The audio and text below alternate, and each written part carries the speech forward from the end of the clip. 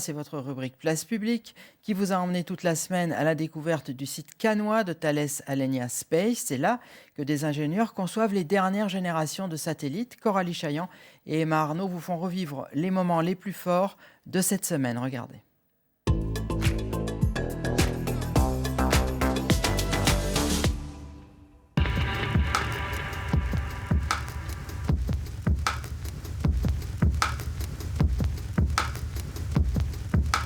C'est déjà la fin de notre visite chez Thales Alenia Space. Retour maintenant sur les meilleurs moments de notre épopée spatiale.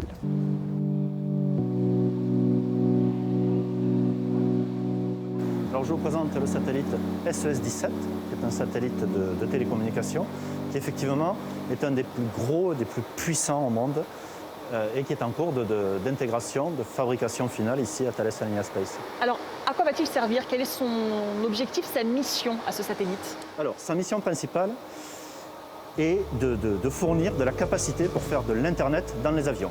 Voilà. Donc, là, il va couvrir les zones Amérique du Sud, Amérique du Nord, et également les routes aériennes transatlantiques entre l'Amérique du Nord et l'Europe.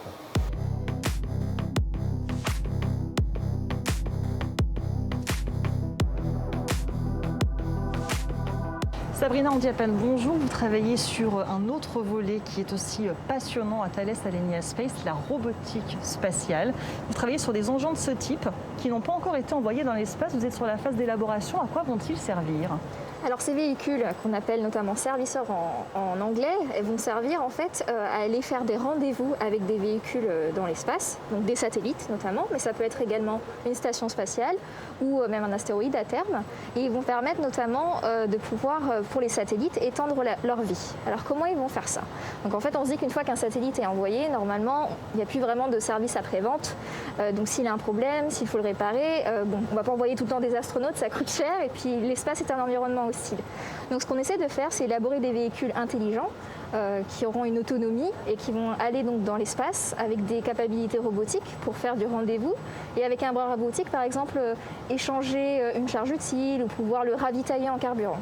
Donc ça c'est une des missions principales qu'on veut faire avec ce type de véhicule intelligent.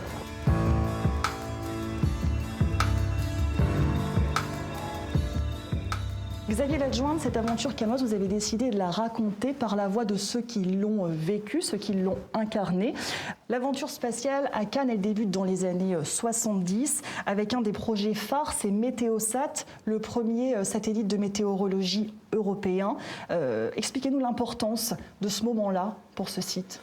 C'est la première maîtrise d'œuvre d'un satellite, c'est-à-dire que le site de Cannes va s'occuper de tout faire de A à Z et donc de livrer ce satellite pour la météo européenne. On ne parlait pas anglais. On venait de gagner Météosat européen. Étant maître d'œuvre, on était censé diriger, manager l'affaire, quoi. Et en fait, bon, on ne comprenait pas beaucoup quand on faisait des réunions.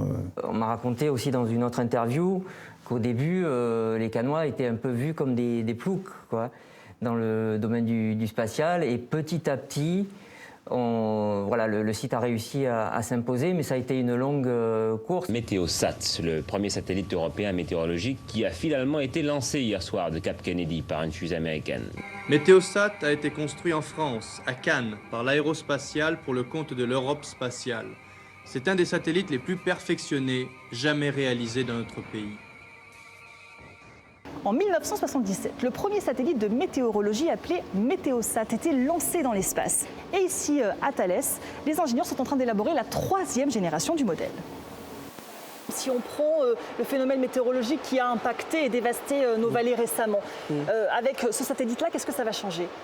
Ce qui va changer, c'est qu'actuellement, on a des alertes, je dirais, météo, localisées de manière globale, régionale ou départementale. Et puis en plus, c'est la veille ou 2 jours avant qu'on nous dit attention, préparez-vous.